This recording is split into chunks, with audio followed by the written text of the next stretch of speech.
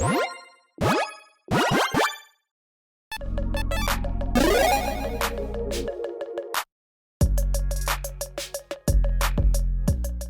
everyone, Mitch coming in from the il-Kor studio. Welcome to the show. So on today's episode, well, I decided that'd be a good idea to build something incredibly cheaply to really challenge myself and say, you know what? How low can we go? And the answer today was apparently 76 cents, which I think is pretty low. Yeah, I like to prove that, well, you can play Magic, you can play Commander on absolutely any budget. And yeah, if you've got 76 cents, there you go. You can get this Commander deck. I will say that does not include basic lands, but you might already have those. And yeah, you maybe can ask a friend for them. You can maybe ask your LGS for them.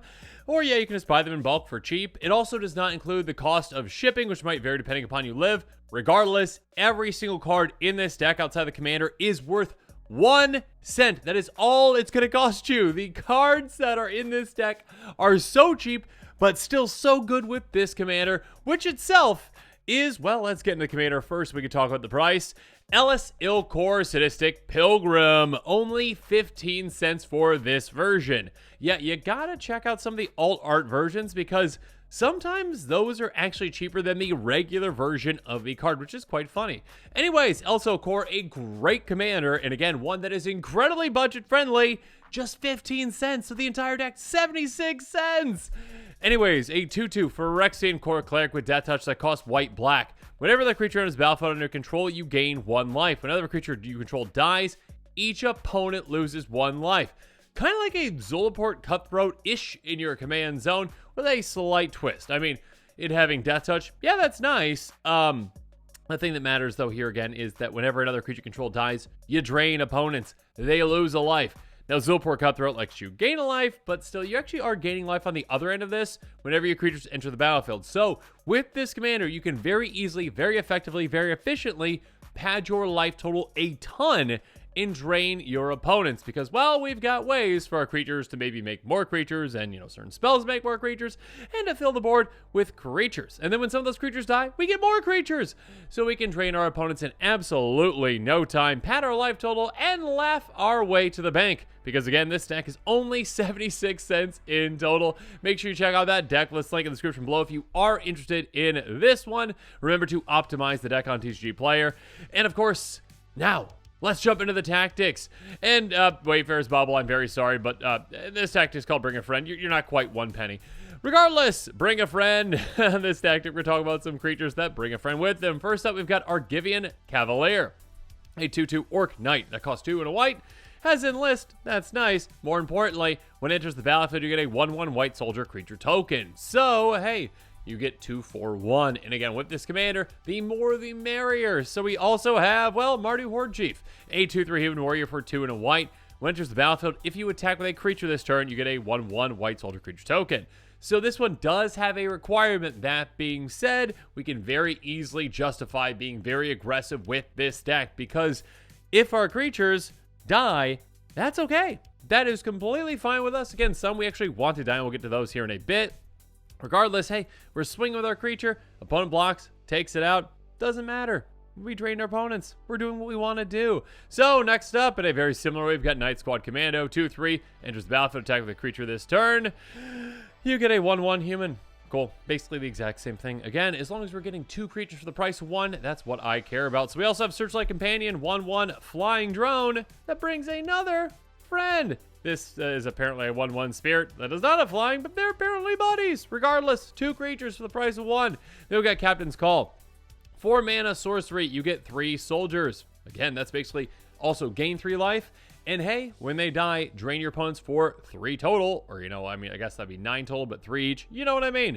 Moving on. Cleric Cathars, 3/3 ETBs, get a 1/1 human for 4 mana. Then we've got Falconer Adept. This is a repeatable way to make creatures, if we can keep this, you know, on the field. A 2/3 human soldier. Whenever it attacks, you get a 1/1 white bird creature token that's tapped and attacking. We do have some instant speed shenanigans potentially help this survive. Regardless, if not, hey, that's okay. We still get our, one extra creature with this. And then we've got Phyrexian Warhorse. This one has a kicker cost, and you're going to want to kick it, because when you do, if it was kicked, you get a 1/1 white soldier creature token. And by paying 1, you can sacrifice another creature, and it's going to get +2/+1 until end of turn. So this one actually fills 2 of our requirements for this kind of a deck. Hey, you know what? Let's go with this deck. Making creatures. That's great. Cool. Our horse helps us do that. It comes with a rider, kind of, I guess. And then also, hey, a sacrifice element. That's great, because with this, we can choose when creatures die. Again, like I mentioned earlier, there's creatures that we actually care about dying. And on top of that, of course, our commander can drain our opponents. And this can be a great way to say, hey, opponent, what are you at? 5? Cool. I got 5 creatures in play. I got 5 mana. Let's utilize this. Take that opponent out. And then finally, at 6 mana, we've got Mass Production. Make 4 1/1 soldier artifact creature tokens. Yeah, it's going to be great. You know what? Just fill the board again. Drain your opponents for 4 when these get taken out. Gain 4. What's not to love? Speaking of what's not to love, so we go to tactic number 2, an attack that I'm calling The Replacements. Have you seen that movie? Keanu Reeves? Great movie. Anyways, this isn't about Shane Falco. Let's move on to this tactic where we talk about creatures that not bring a friend, but bring back a friend? Leave a friend? Let's go with that. A 2/1 human soldier, Fairgrounds Patrol for 1 and a white.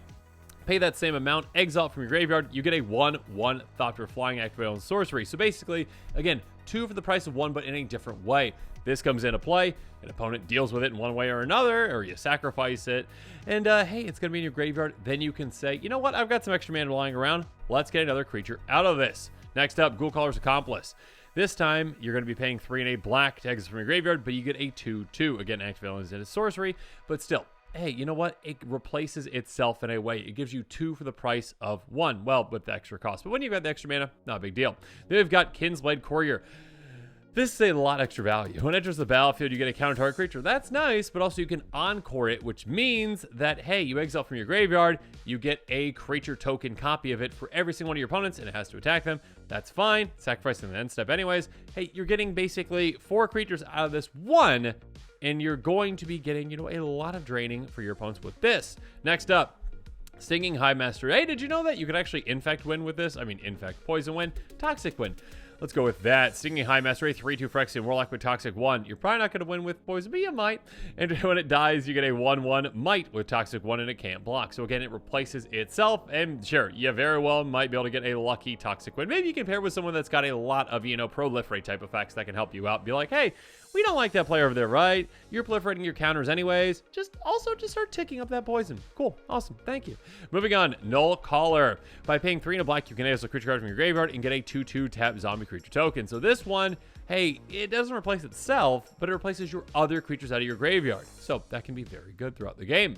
Then we've got Eyeblight Colors. Again, one that can make a lot of tokens. When it dies, you get 3 1/1 Elf Warrior creature tokens, then mill 3 cards. There are certain things that care about our graveyards. That's nice. But yeah, 4 bodies for the price of 1. Sacrifice this with something, sacrifice those 3, take some opponents out. Then we've got Girder Goons, what a name. A 4/4 Ogre Warrior, I almost said Orc. Ogre Warrior, 2 different things. When it dies, you get a tap to do Black Rogue creature token. You can also blitz this out if you actually want to swing with it right away and sacrifice it and draw a card to replace it, so that's nice as well.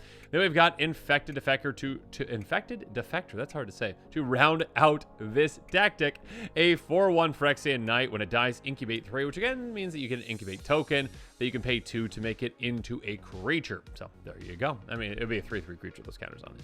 Still, a great way to say, you know what, another creature would be great, or another eventual creature would be great. Moving on. Next up, I love the name of this tactic, and I probably use it too many times in episodes, but I love it, Outlet Maul. Here we go. We're going to be sacrificing our creatures again. Like I mentioned earlier, sacrificing creatures is a great thing for this commander. So we've got Malevolent Noble, a 2/2 human noble that says pay 2, sacrifice an artifact or another creature, get a counter on it. Yeah, that's quite mean to other creatures, but again, that's fine. This can become a big threat, and also, hey, we can drain our opponents with our commander. That's what we care about. That's what's nice for us. That's what we're going to be doing. So we've got Vermin Gorger. Tap, sacrifice a creature. Each opponent loses 2 life. You gain 2 life. So this is not like repeatable in the way that like you're going to just keep doing this again and again and again on the same turn, unless somehow this untaps. But this is a great way to say, you know what? I'll sacrifice that creature for some value. Not only am I draining my opponents with my commander, I'm now draining with this as well and gaining some more life. Then we've got Cutthroat Centurion. Sacrifice another artifact or creature. It gets +2/+2 until end of turn. Activate only once each turn. Unfortunately, this is limited in that it's only once each turn. That being said, with each trip around the table, if you've got 4 opponents, you could do this up to 4 times essentially. Again, it doesn't say it's sorcery speed. So yeah, a great free sacrifice outlet for us. Then we've got Defiant Salvager. This one's a bit different. Sacrifice artifact creature, get a counter on this. Activate only time you could activate a sorcery, or cast a sorcery. So basically, hey, again, you can't do this instant speed responding to, a Cyclonic Rift, which is unfortunate. You can't do this on an opponent's turn. You can do it on your turn, though. Sacrifice a good amount of creatures, make this into a threat, and also drain your opponents quite a bit. Then we've got Gibbering Barricade, a 2/4 defender, pay 2 and a black, sacrifice creature, gain 1 life, draw a card. So a little more expensive for a sacrifice effect. That being said, again, pad your life total further, and also draw a card to replace that creature you sacrifice. Quite nice. Speaking of which, Solar Reaper Bogus, basically the exact same thing. Pay 2 and a black, sacrifice creature, draw a card. Again, not really padding the life total here, but that's fine. That's fine. We just care about the drawing of the card. Then we've got Novice Dissector. Pay 1, sacrifice another creature, put a +1 counter on target creature, activate only as a sorcery. So sacrifice some other things, get other things bigger. Again, we've got some evasive creatures in the deck. Sounds like a plan. And then finally, we've got Necro Savant. This is a weird one. This is a 5/5 zombie giant. Pay 3 black, sacrifice creature, return it from your graveyard to the battlefield, activate only during your upkeep. So this is a very dependent sacrifice effect, only on your upkeep, and only if this is in your graveyard. That being said, it's a great way to get this back and also sacrifice a creature that we actually want to sacrifice. Now, as good as all these sacrificey creatures are, there is one, in my opinion, that stands above the rest. One card that stands above all the rest in this deck, and that is the Golden Pig of this deck, which, of course, is the #1 card ever 99.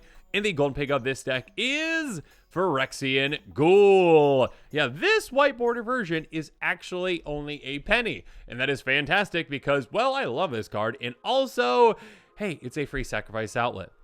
Say 2/2 for Phyrexian Zombie. I believe that's been errated. That costs 2 and a black. Sacrifice a creature. It gets +2/+2 until end of turn.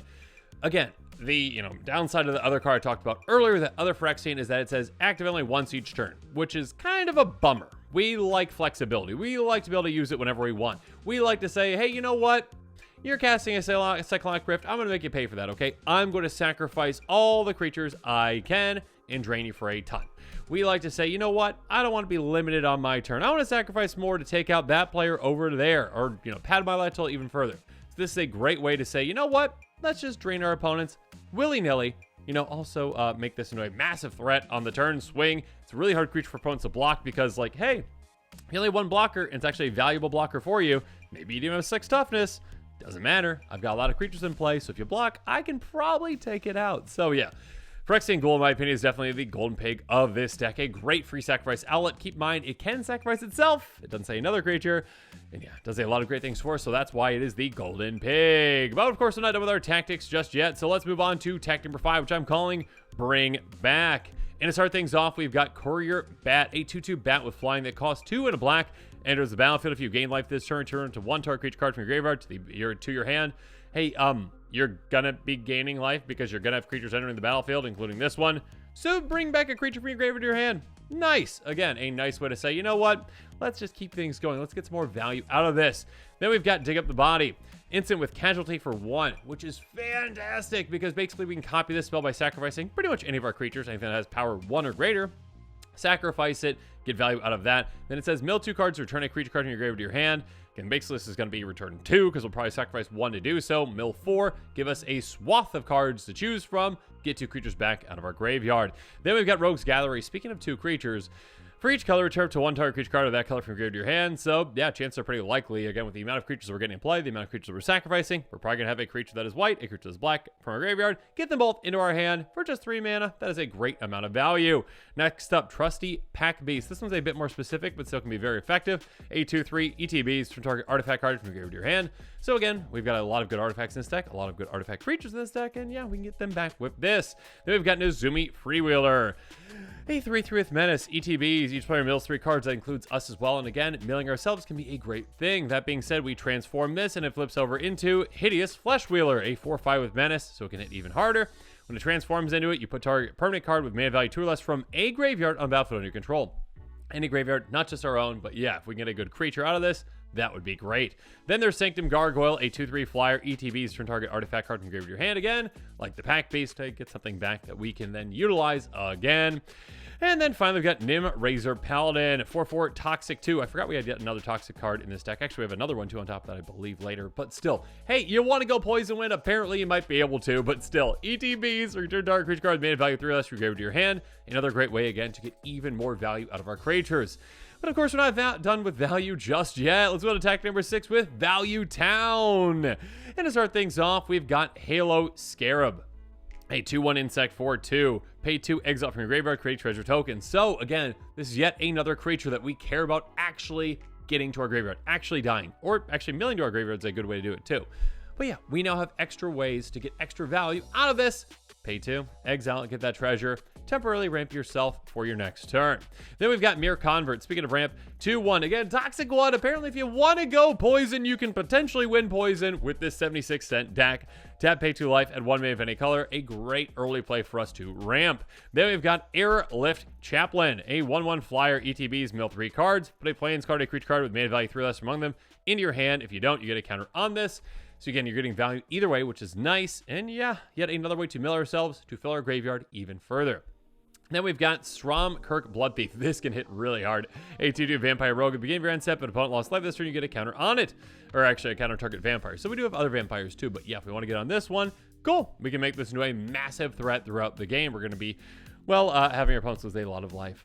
Then we've got Heron of Hope. Speaking of life, a 2/3 bird with flying. If you gain life, you gain that much life plus 1 instead. You can also get this lifelink until end of turn. So every single time we have a creature come into play, we get a trigger from our commander gaining us 1 life. And now, you know what? We're doubling that up. We can gain an absurd amount of life, pad our life total in no time, and stay way ahead of our opponents. Then we've got Necrosquito. What a name. 0/0 flying for Phyrexian Insect. ETBs with 2 oil counters on it, plus +1 for each oil counter on it. Whatever another creature artifact you control spin a grave from the battlefield, you get an oil counter on it.